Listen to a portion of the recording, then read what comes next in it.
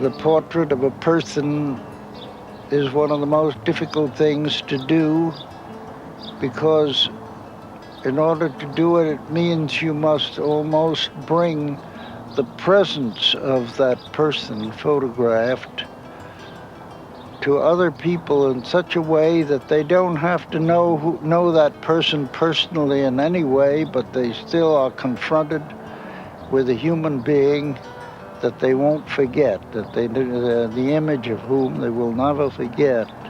That's a portrait. Hello there. In an extensive New Yorker article on Paul Strand, it was suggested that only 3 American photographers could be considered worthy of comparison with the great painters like Matisse or de Kooning. They were Alfred Stieglitz, Edward Weston, and Strand. At a time when photographers were desperately trying to imitate the effects of the painted canvas, Strand was striding in the opposite direction. His pictures were committed to formal precision, moral seriousness, and they reflected his deep respect for reality. Ansel and Robert Adams have many times admitted a debt to his work. Robert said, "Paul Strand's photographs are full of reverence." Stephen Shaw, on the other hand, chose not to emulate Strand. While they were having lunch one day, the older man said, "High emotions can't be communicated in color." Shaw spent his life exploring color photography's potential to convey meaning.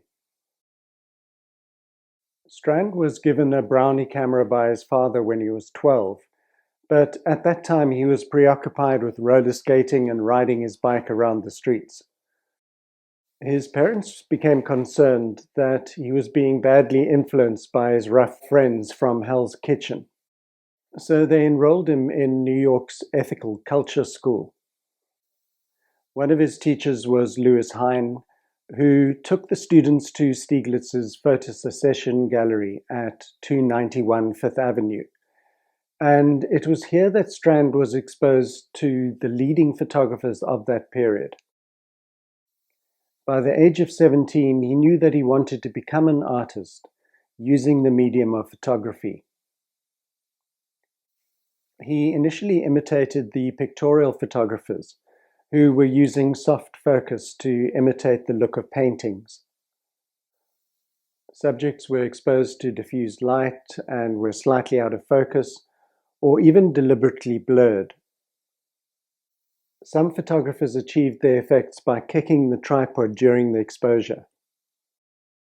Prints were made by a variety of chemical processes that produced pseudo-painterly finishes.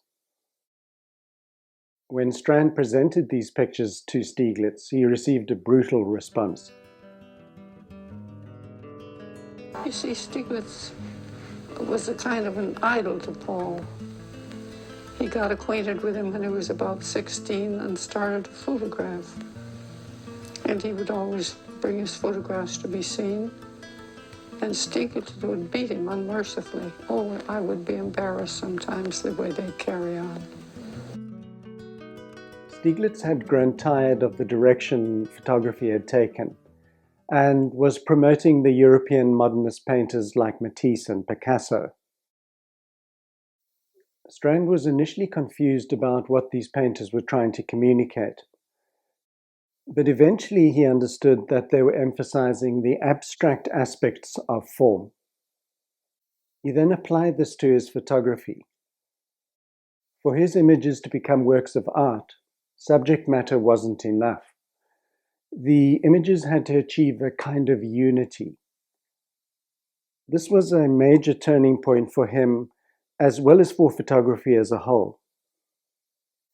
He began working with reality as he observed it, distilling order within the chaos. Strand made a number of photographs experimenting with abstraction, close-ups of pottery bowls and shadow patterns on a front porch. This was a vital step in his development because he learned how to build a picture and perceive how shapes relate to each other in the process of achieving unity. If you look at his famous picture, The White Fence, you can see how he's applying these ideas to a more complex subject. He was no longer just recording a scene. He was organizing shapes in a highly structured manner within the frame. The bright pickets produce a sequence of white vertical forms that produce a rhythm across the picture, while the black spaces between them produces a counter rhythm. The play between all the whites and blacks within the frame creates a visual tension. Even though the picture is an accurate representation of what was in front of him, he's compressing the elements into a two-dimensional abstraction. Rather than breaking an object apart like Picasso did in his Cubist paintings, Strand used the camera's precision to reveal the geometric structure already present within the scene. His photograph of the Morgan Building on Wall Street is one of the key images in the history of modern photography because it accomplished something that had rarely been achieved before.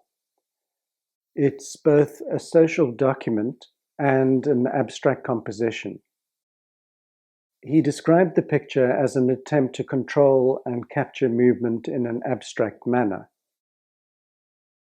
The tiny pedestrians are reduced to silhouettes, and they are dwarfed by the huge, dark, and menacing windows. The contrast between the two transforms the scene into a symbol of how ordinary people had become slaves to powerful institutions. Again, in this picture, Strand is finding abstraction within the world itself while revealing an underlying truth. One reason photographers like Walker Evans and Robert Adams admired Strand is because of photographs like this. In their own work, they would pursue the same idea, that reality could be observed and photographed in a straightforward manner, but it could also convey meaning. In later life, when Strand was asked about the making of this picture, he said, "I don't know how I did it.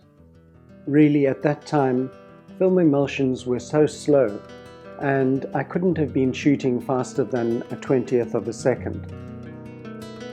It was around 1915 when Strand was revolutionizing photography. When Stieglitz saw his new work, he was totally unprepared for the radical shifts that Strand had made. Even though his gallery hadn't shown photography for many years, he called Edward Steichen, who was in a back room, and announced that he wanted to stage a solo exhibition. The final issue of Stieglitz's Camera Work magazine was devoted to Strand's photography. It's difficult now to fully grasp the extent of the innovations that Strand had made before the age of 25. He had no roadmap to follow, but he managed to develop his personal vision with enormous clarity. He said, "Suddenly there came that strange leap into greater knowledge and sureness." Even though Strand had become king of the photography world, it was still impossible to survive on print sales. Stieglitz only managed to sell a few of his prints at just over $200 each. It was hardly worth the time and expense of making a print. Strand printed nearly all of his early negatives on expensive platinum paper, which he imported from England. This process offered a richer scale of tonal values, and platinum prints would last a lot longer than the silver bromides. He also experimented with ways of deepening and enriching the coloration by adding gold toning to intensify the blacks. He worked mainly with big, heavy equipment, an 8x10-inch Dierdorf view camera, and later he added a 5x7-inch Graflex. To make a living, he worked on films as a cinematographer, and he also later directed a number of documentaries. In 1921, he and a friend produced a film focusing on their city called Manhattan. When it came to motion pictures, he thought in terms of static photography, and his focus was on composition and light. It would then be the responsibility of his colleagues to incorporate movement. As with his photography, his film documentary work was ahead of its time. Manhattan is still considered to be a milestone in American modernist and avant-garde cinema.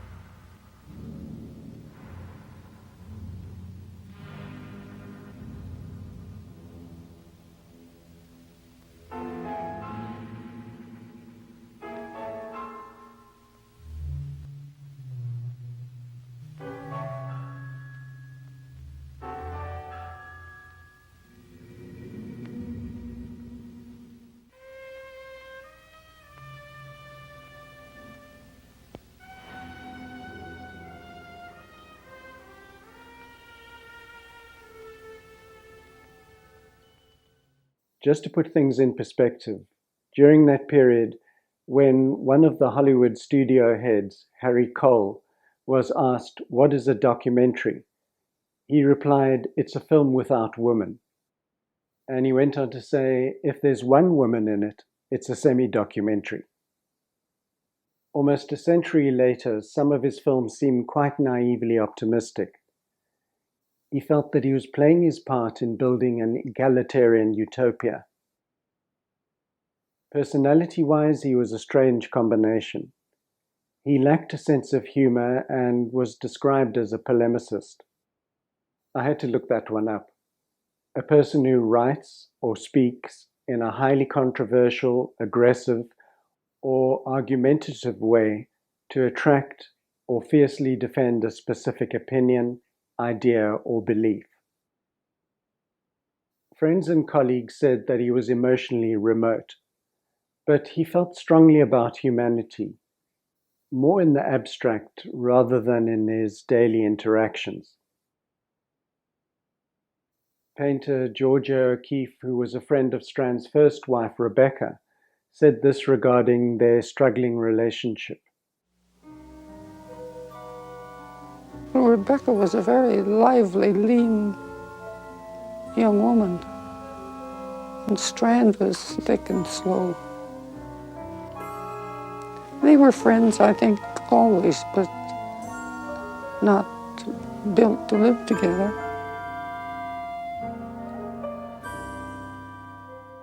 I didn't intend to make 2 videos on Paul Strand, but having reached this point, I realized there's no time left to really delve into why his photographs have retained their power to resonate with audiences. One would think that being exposed to millions of images, this would dilute the impact of his work. But strangely enough, this isn't the case. So there's probably something important to learn from his approach and from his individual photographs. In the follow-up video, I'll attempt to uncover the attributes that enrich his images with a transcendent quality. Thanks for watching this video, and please join me for the next.